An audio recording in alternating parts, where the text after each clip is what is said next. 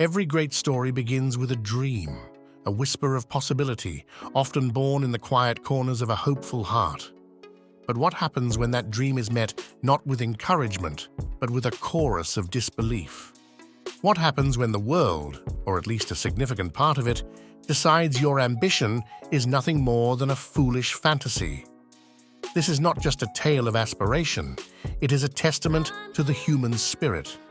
It is the story of an underdog, a solitary figure standing against a tide of skepticism. This is about defying every expectation, shattering every preconceived notion. It's about a journey from the shadows of ridicule to the blinding light of triumph. This is the story of Elias. Elias was a name whispered with a mix of pity and amusement. His dream was simple, yet to many, utterly impossible. To dominate the pitch, to become a legend in the beautiful game. From the dusty, uneven fields of his youth, he saw not just a ball and a goal, but a canvas for destiny. He wasn't the biggest, nor the fastest, not initially. But he possessed an unyielding fire, a relentless drive that burned brighter than any spotlight.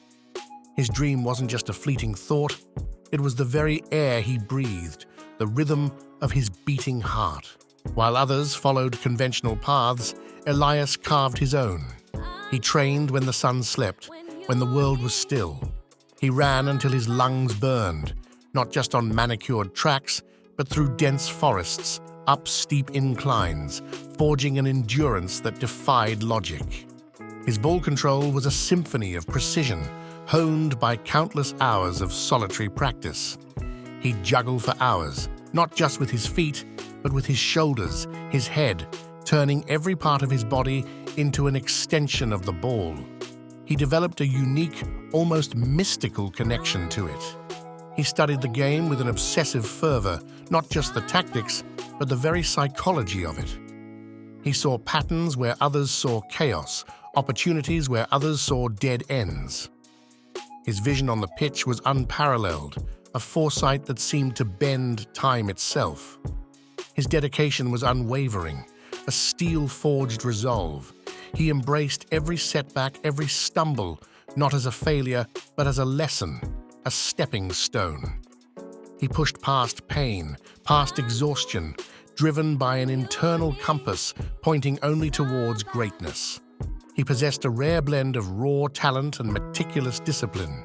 His movements were fluid, almost poetic, yet explosive when needed. He could weave through defenders like a phantom, then unleash a shot with the force of a thunderbolt. His training methods were often mocked, seen as eccentric, even bizarre.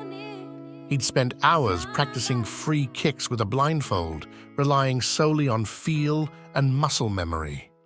He'd meditate before matches, visualizing every pass, every tackle, every goal. This wasn't just practice, it was a spiritual quest. He wasn't just playing a game, he was living his purpose. Every drop of sweat, every aching muscle was a testament to his sheer, unadulterated determination. He believed in his dream with an intensity that bordered on madness. He knew deep in his soul that he was destined for something extraordinary, and that belief, that unwavering conviction, would be his greatest weapon. The laughter started subtly, a low hum of disbelief. Then it grew, echoing through the locker rooms, across the training grounds, even from the stands. "Elias, a professional, don't make me laugh." His coaches, seasoned veterans who had seen countless hopefuls, often shook their heads. They saw his unconventional methods as distractions, his relentless ambition as naivety. "Stick to the basics, kid," they'd advise, their voices laced with a weary resignation. "Dreams are for children." His teammates, some of whom had been with him since junior leagues, would openly scoff. They saw his extra training sessions as pointless theatrics, his unique skills as mere parlor tricks. "You're wasting your time, Elias," they'd say, their words cutting deeper than any tackle. "You're just not built for it." Rivals, of course, reveled in his perceived weakness. They'd taunt him on the pitch, calling him the dreamer. the phantom, mocking his elusive style. They saw his quiet intensity as a sign of fragility, not strength. Their sneers were a constant, grating soundtrack to his efforts. The general public, those who followed the local leagues, dismissed him entirely. They saw a player who was different, who didn't fit the mold, and therefore couldn't possibly succeed. Their laughter was the loudest, the most pervasive, a collective dismissal of his very existence on the path to greatness. Their skepticism wasn't just a lack of belief. It was an active, almost aggressive rejection of his aspirations. They saw his dream as an affront to their understanding of reality, an impossible fantasy that deserved only ridicule. The laughter symbolized their absolute certainty that he would fail. It was the sound of doors slamming shut, of opportunities vanishing. It was the weight of 1,000 doubts pressing down on his shoulders.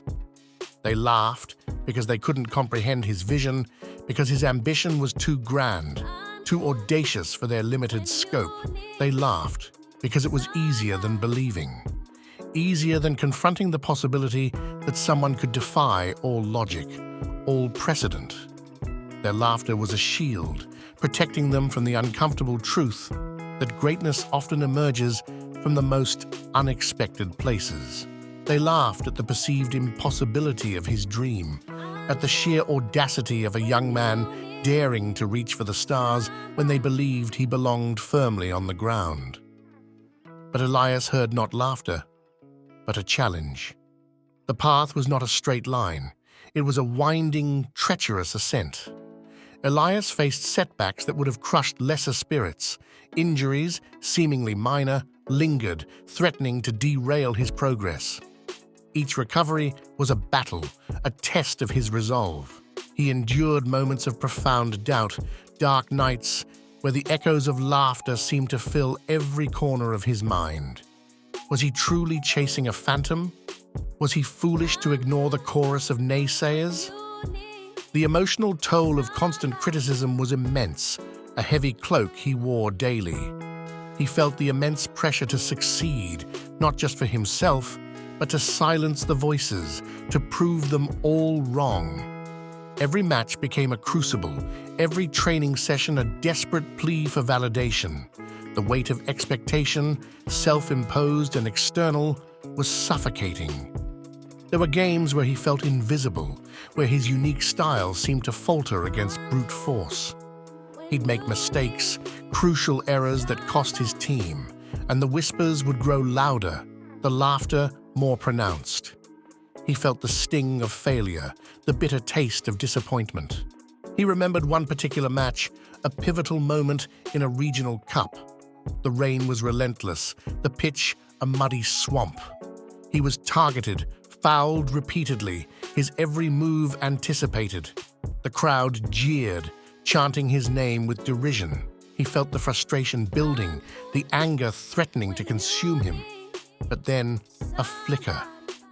A memory of his solitary training, of the blindfolded free kicks, of the endless hours.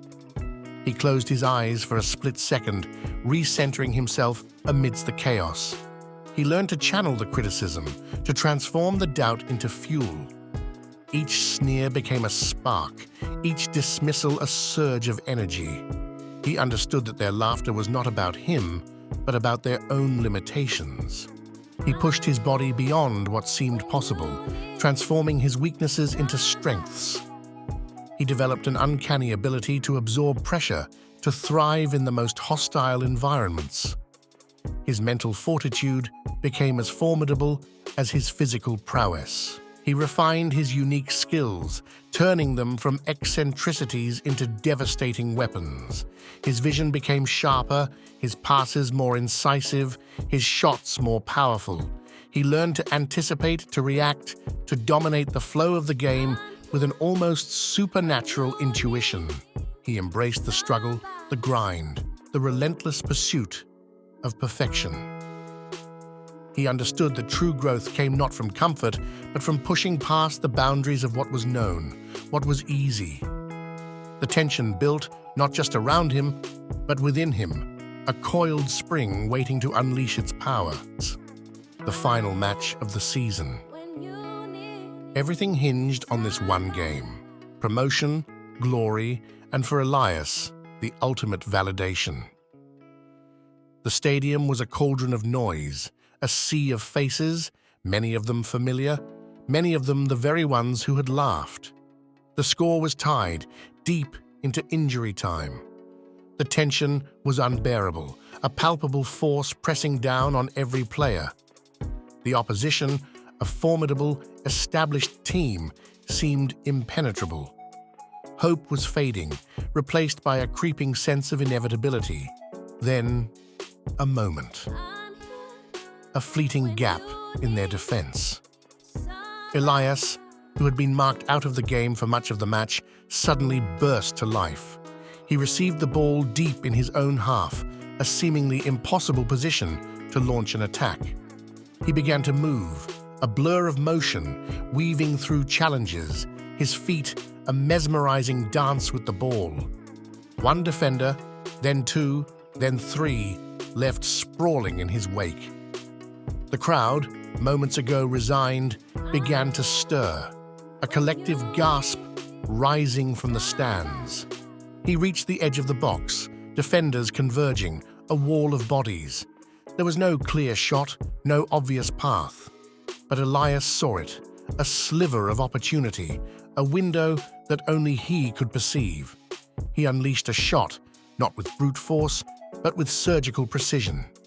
The ball arced, a perfect trajectory, bending around the outstretched fingers of the goalkeeper, kissing the inside of the post. It rippled the net. Silence. A deafening, absolute silence descended upon the stadium.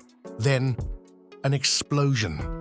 A roar that shook the foundations of the arena, a wave of sound that washed over everything. Elias stood, arms outstretched, bathed in the sudden, blinding light of triumph. The whistle blew. Game over. Victory. The laughter was gone, replaced by stunned silence, then by thunderous applause, by cheers that echoed into the night. The naysayers, the coaches, the teammates, the rivals, the public, they watched, their faces a mixture of disbelief and awe. His hard work, his perseverance, his unwavering belief had paid off. The impossible dream had become a breathtaking reality. He had not just scored a goal, he had silenced every critic, shattered every doubt, and validated every solitary hour of his relentless pursuit. On that pitch, under those lights, Elias didn't just win a game. He rewrote his story. He proved that a dream, no matter how audacious, can become truth. He showed the world that sometimes the loudest laughter is simply the sound of someone else's fear, and that the greatest victories are often won not just against an opponent, but against the very idea of impossibility. Please show some love, like, share with friends, and subscribe for more unforgettable football stories.